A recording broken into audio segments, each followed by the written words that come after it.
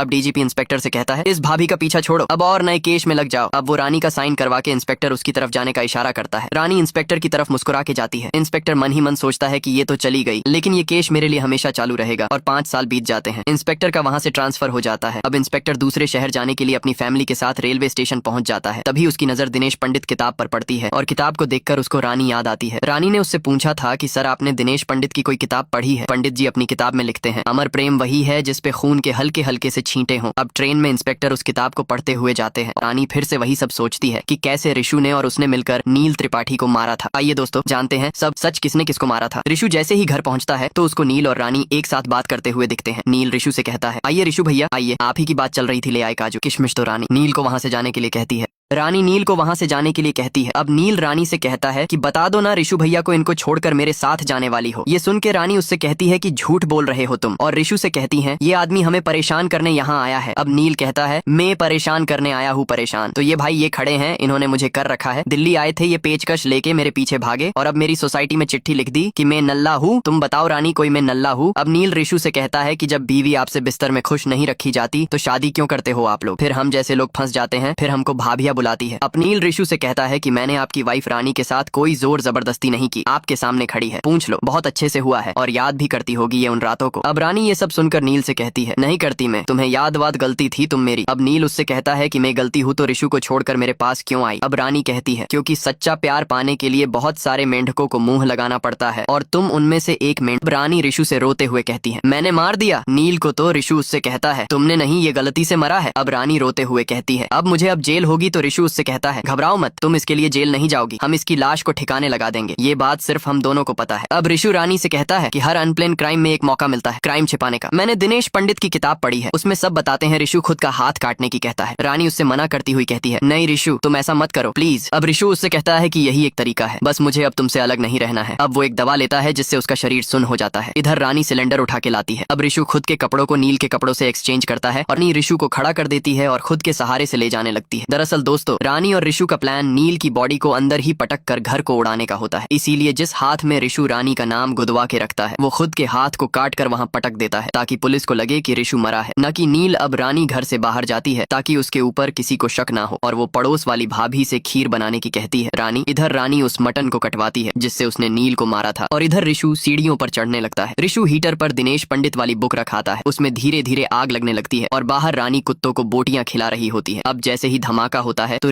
रानी जोर से घर की तरफ भागती है। इसको सब पता होता है कि कौन मरा है और कौन नहीं, लेकिन इसको तो नाटक करना होता है। इधर ऋषु नदी में तैरता रहता है, वो जिंदगी और मौत से लड़ रहा होता है। ऋषु पानी में नीचे डूब जाता है। अब रानी को ऋषु का कटा हुआ हाथ दिखता है, वो उसको देखकर रोने लगती है। इधर इंस्पेक्टर दिनेश पंडित किताब को पढ़कर समझ जाता है कि ऋषु और रानी ने मिलकर नील को मारा था और जोर जोर से हंसने लगता है। अब इंस्पेक्टर अपनी पत्नी को बताता है कि रानी ने अपने लवर की बॉडी को पति की बॉडी बताकर केस घुमा दिया और बताता है कि उसके पति ऋषु ने खुद का हाथ काट दिया ताकि नील की बॉडी को सब ऋषु की बॉडी समझे। अब इंस्पेक्टर की पत्नी उससे कहती है कौन पागल ऐसे करता है प्यार, आप तो मेरे लिए एक नाखून तक ना काटो। अब रानी रेलवे स्टेशन पहुंच जाती है। उसने ऋषु से वादा किया था कि वो दोनों बच जाएंगे तो रेलवे स्टेशन पर ही मिलेंगे और ऋषु भी वहां पहुंच जाता है और रानी का हाथ पकड़ लेता है। दोनों एक दूसरे की तरफ से प्यार से देखते हैं और बहुत खुश होते हैं। प्यार सच में अंधा होता है। तो दोस्तों रानी और ऋषु की कहानी को आगे बढ़ाते हैं। ऋषु और रानी ज्वालापुर को छोड़कर दूसरे शहर हरियाणा में चले जाते हैं और उत्तराखंड की पुलिस इन दोनों की तलाश में होती है क्योंकि इन दोनों ने मिलकर नील को मारा था और पुलिस से बचने के लिए ये दोनों एक ही शहर में अलग अलग जगह रहते हैं। रानी को ऋषु काफी महीने बाद दिखता है। अब रानी पुराने ख्यालों में खो जाती है, उसको उनकी शादी याद आती है और कैसे वो ऋषु पे फ्लर्ट करती है। ऋषु ने रानी का नाम अपने हाथ पर गुदवाया था, कैसे वो दोनों किस करते हैं और नील के बारे में भी सोचती है, किस तरह उन दोनों ने सेक्स किया था। अपने कटे हुए हाथ की जगह एक आर्टिफिशियल हाथ लगा लेता है और पैसे कमाने के लिए डिलीवरी बॉय का काम करता है। इधर रानी दूसरों के घर जा जाकर उनका मेकअप वगैरह करती है और पैसे इकट्ठी करती है और जमा हुए पैसों को एक एसटीडी कॉल के केबिन में रखकर जाती है तो तुरंत ऋषु पैसों को लेने के लिए आ जाता है। इधर इनको उत्तराखंड पुलिस ढूंढ रही होती है। ये आमने सामने आ जाते हैं लेकिन फिर भी बोलते तक नहीं है, हाथ से हाथ टच जरूर करते